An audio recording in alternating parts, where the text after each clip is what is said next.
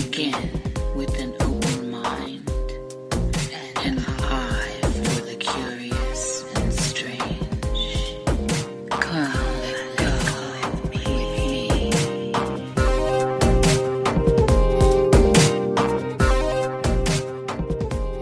All right, here we are with another Cosmic Salon, and today I have a special guest, AlobarJones.com, and I'm very keen to get into this chat because Alobar deals with things that I love and deal with as well, and does it at a high level, and I have just come into understanding that he is in this realm as well.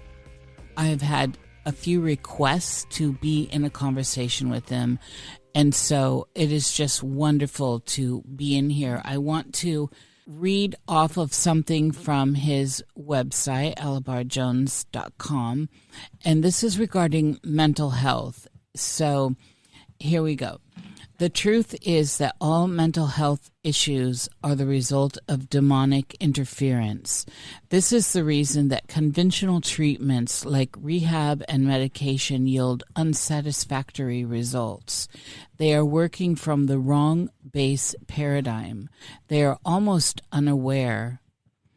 I say almost because a number of very experienced mental health practitioners have written books on the subject. There have been no academic studies on this subject, so the topic remains academically ambivalent. The results that our team produces in this arena are staggering.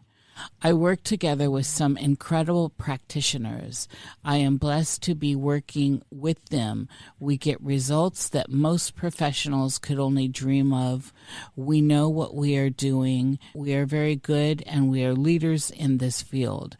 I doubt there is a team with more experience in the field on the planet. And that is on the mental health section of the website. There's also healing services, astral travel training, and we're going to get into all this wonderful territory and more. So with no further ado, welcome to the Cosmic Salon, Alobar. Good morning, everybody. Thanks for having me on the show. Good to see you, Nish. Yes, good to see you. It's early for both of us. You're in Australia and I'm in Washington in the United States, and it's, of course, later in the afternoon here, but earlier for you. This has been quite a journey discovering you. I have been a little bit surprised at how deep the work is you do and how much I can feel from you when I'm listening to the things you're presenting.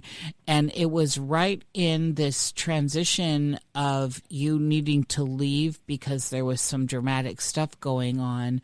I think that in that period of time, Meredith, that is the producer here, we wanted to get you on. And so everything seemed to have worked out, and here you are. Can you speak a little bit about this? Because I want everyone to know that what you do is dangerous because you're coming up against these energetics and these energies and these entities. And of course it's dangerous, but this was very alarming for me to see and not a surprise, Alobar. Well, yeah, look, I've been fighting demons for more than 10 years. It's at the point now where I extinguish them more or less relentlessly. They know my name now, and and I'm public enemy number one for demonkind. Well, that's what they tell me. It's kind of a badge of honor, but you're right. Very recently, I also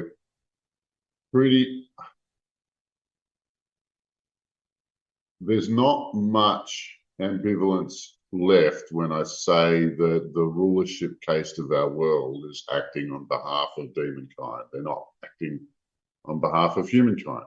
If you wonder why everything's so crazy and run down and the politics just makes bad decision after bad decision, hurts people and more people, it's because it's not human. It's not run for human outcomes. It's run for their outcomes. The more misery, sadness, despair, anger, that etc., etc., that human beings make, the richer the harvest demon kind has on this planet. So, international politics and national governments are just setting about making things harder for everyone. But this is a very entrenched group, and we did some things around the changeover of the guard at the Vatican. So, as the Pope was replaced, there was this condition called sed vacante, which I didn't think very much of, but one of our team insisted that we go and look at it, and it was actually a very vulnerable moment for the church. And our team went in there and did a whole bunch of things that they didn't like, without going into too much detail of it.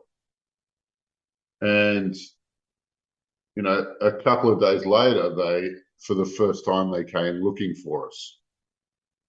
And what happened was I was about to go to sleep. I was sitting in bed, laying down in bed, and this book jumps off the bedside table. I go, oh, that's annoying. So I pick it up and place it more carefully on the bedside table. And then a minute later, it jumps off again. I go, oh, right, there's something going on.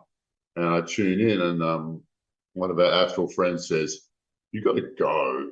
You got to run. You got to get out of the house. I go, oh, man, okay. That's okay.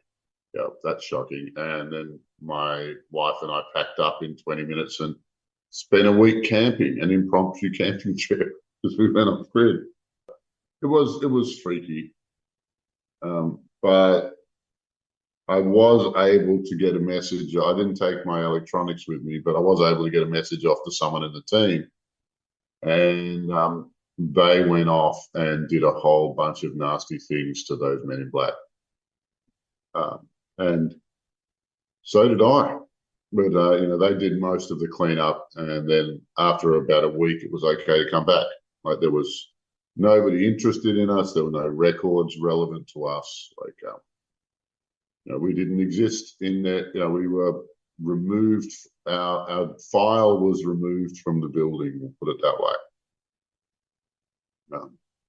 And so, so long as they're not curious about us, everything's going to be safe.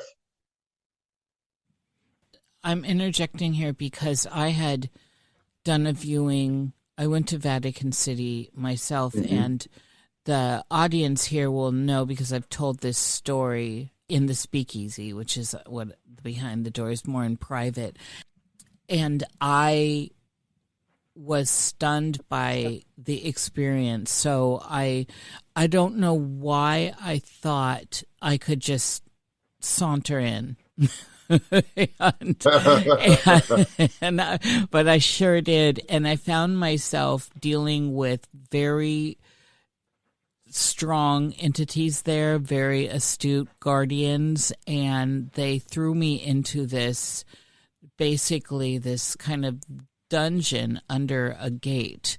This was some months ago, and it was absolutely terrifying. I'm not one to be terrified, and it is.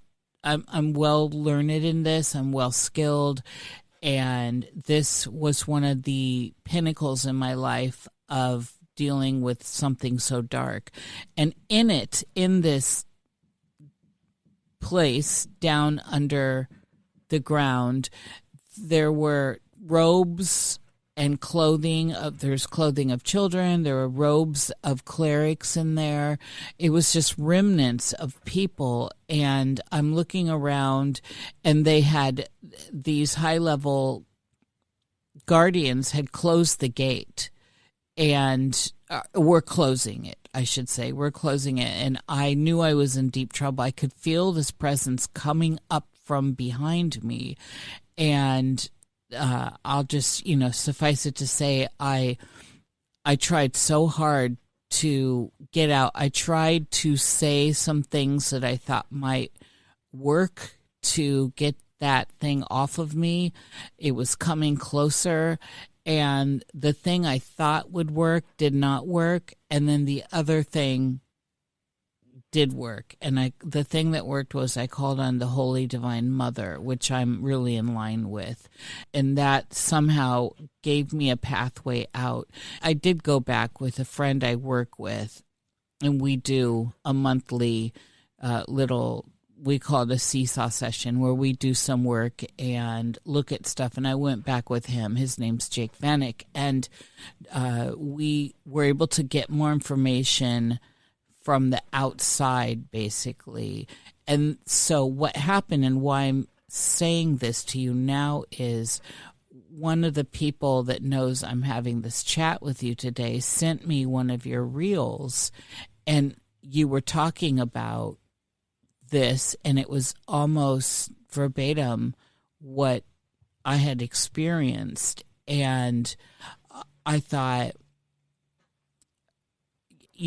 so as you know, this was just more deep validation, because this was such a soul-shattering experience.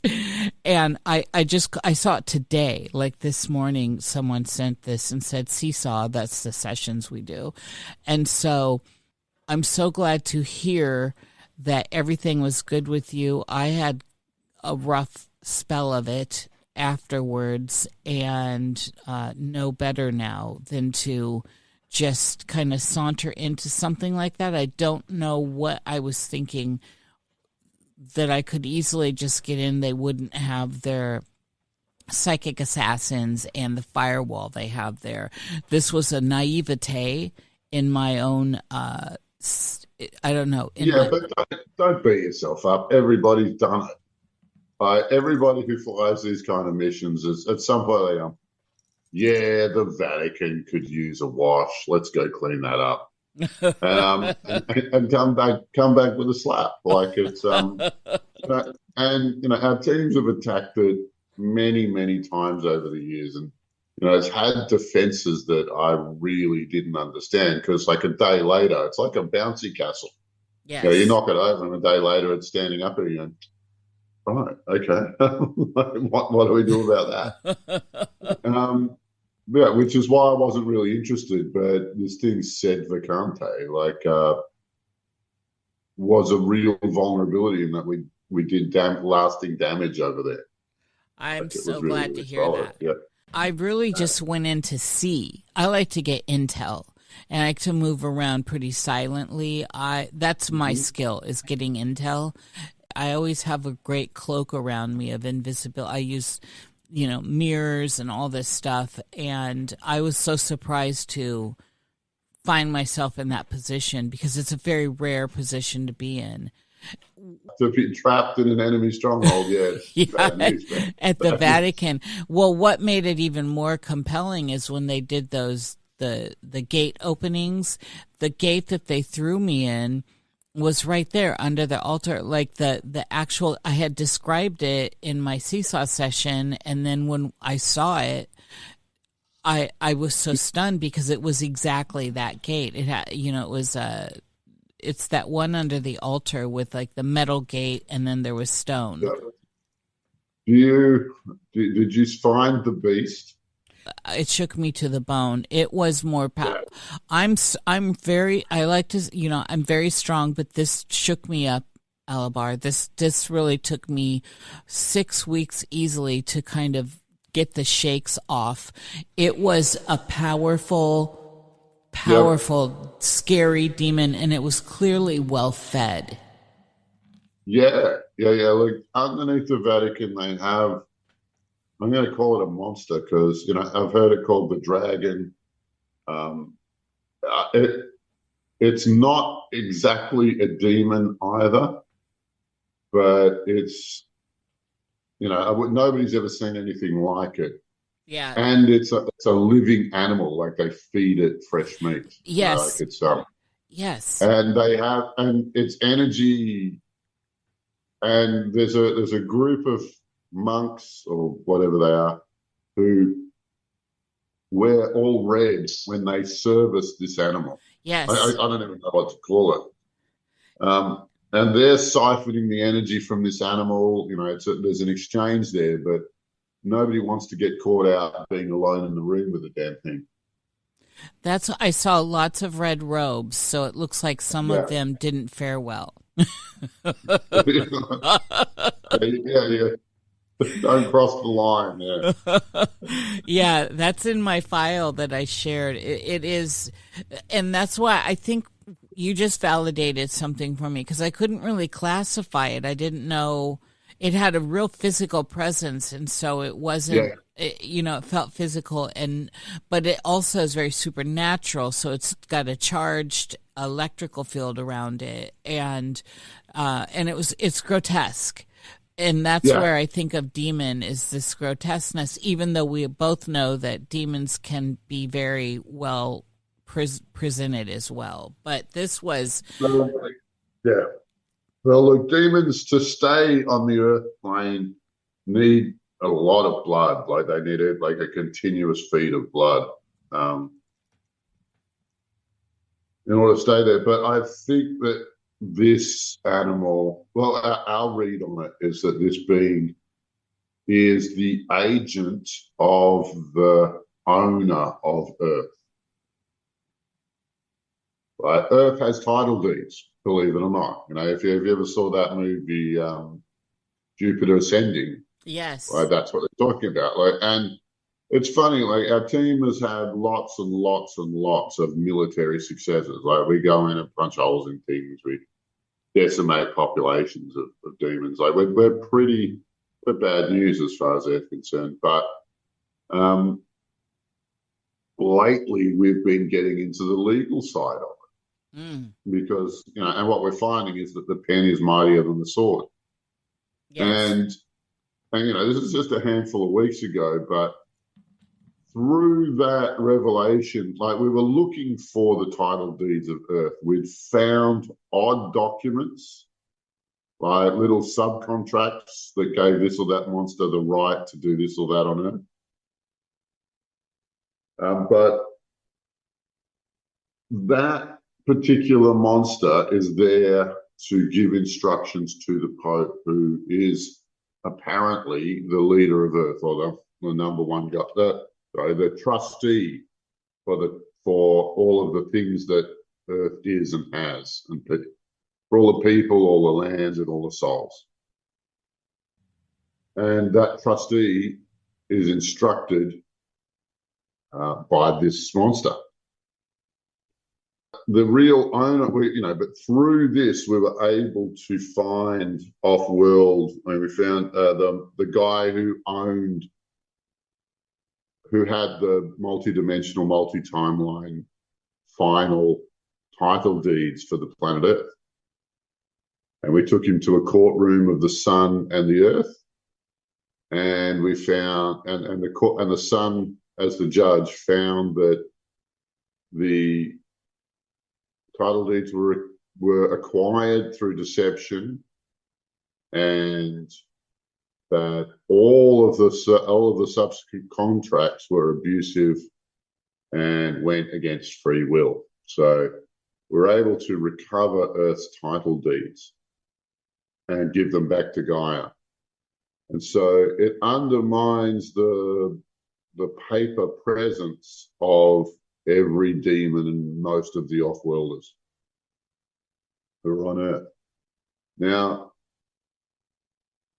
strangely enough, demons have a really weird relationship with the law.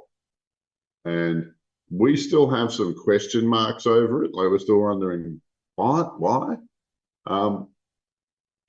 And we think that demonkind is, let's just put it gently, outside of God's grace, outside of it's not a natural part of the matrix. It's a twisted warping of the matrix. Yes.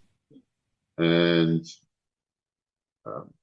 it doesn't have any source of life force. It doesn't have any, like it only exists because it's able to siphon energy and life force out of, well, not just the humans, but they're doing this sort of thing on a lot of planets around the galaxies.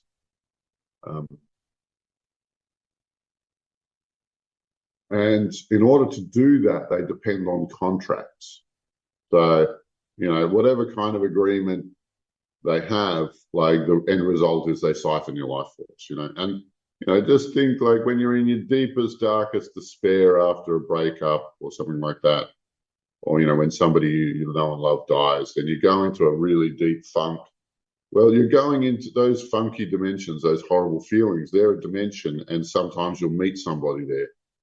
And the contract can be as simple as, do you need a friend? Do you want somebody? Do you need some help? And through that they'll connect to you. And once they have the initial connection, then they'll just turn it abusive. I remember one client I had many, many years ago, like he asked, where did this demon come from? And I don't usually look, but I did look. And, 5 lifetimes ago, he's a new mother and she's watching her child die in her arms. And she calls out, somebody help me. And a demon shows up and does help her. The baby survived. But 5 lifetimes later, she's still paying the bill. Oh, yeah. No, they just never let go. But all of this depends on contract. And we've sort of developed a court system that involves the sun or the central sun and different planets, through which we can then assess and dissolve contracts that these characters have, and take ownership of the planets back off them, or whatever, or bring them to justice for the things they're doing. Who are you, Alobar Jones? I was a bogan or a redneck, it might be a better word for it. Yeah, no, totally. No, and my first encounter with mysticism was some guy talking mystic mumbo jumbo to a girl that I wanted, and I ended up shirt fronting him, like grabbing him by the lapels and giving him a shake. And that was my first encounter with mysticism. I was not raised with it. I was not trained. There was none of it. But alcohol got the better of me. I had to go and get sober. It took me I joined Alcoholics Anonymous, and it took me about 3 years to get my marbles back until I could make a decision and trust that it was a good one. It was a very, very difficult time, but I did work very, very hard at getting sober. Like when I got in, in the first few months, I went to 3 different funerals for different suicides, or from people who were trying to get sober. It was scary as hell. I didn't know, there was no good reason why that wasn't going to happen to me. And so in being scared, I did the steps. I did the 12 steps. Step 4 is a confession, but not an ordinary confession. It's a very, very challenging confession. The first time I did it, I think I spent like 2 weeks in my van. In the morning, I would surf, and then in the afternoon, I'd write down every terrible and horrible thing that I did to people and why I did it. And that was emotionally very demanding. So I'd cry my eyes out, and then and try and pull myself back together in the evening, and do it all again the next day for about 2 weeks.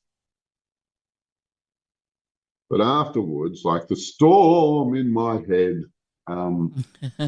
abated. Like, there was a lot less noise in there, and I really liked that. And that's why I drank, so I get my head to shut up. Yes. But in the and I call that my first healing event. But I did that step 4 is the difference between people who make it in that firm and the people who don't. And then I did that process 3 times in 1 year with diminishing results. And then I go, shit, I'm going to have to I want more of this, but I have to find it somewhere else. So, the 12 steps mention God 6 times in steps 2, 3, 5, 6, 7, and 11. And so I thought I better go get one. I better go God shopping. This is not a joke. I did this. So I went to the old school churches, and they were not much use. I went to the newer happy clappy churches, and they were nice people, right? And I said to them, "What's your program?" And they go, "Find Jesus." I go, "Great.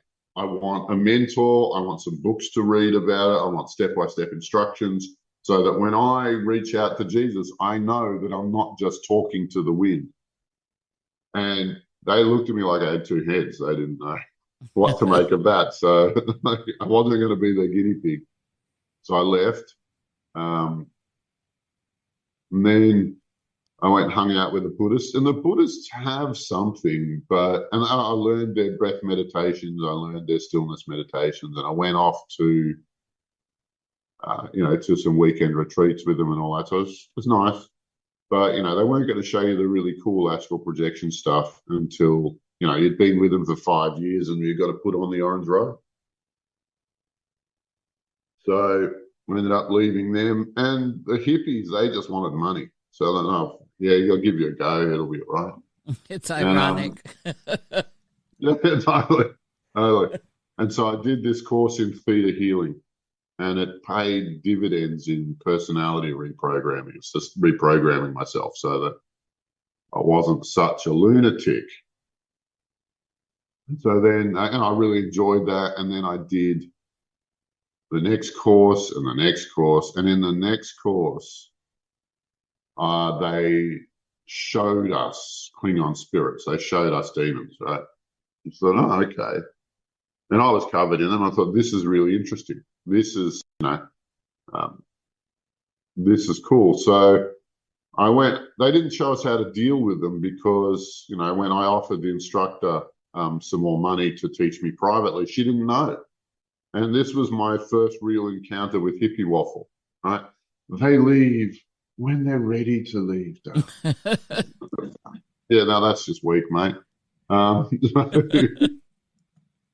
So, then I went on a spiritual quest to India. I bought a one-way ticket to India and motorbiked around from ashram to ashram and place to place. And I gave people money and sometimes to teach me stuff, and sometimes it was worth it, sometimes it was not.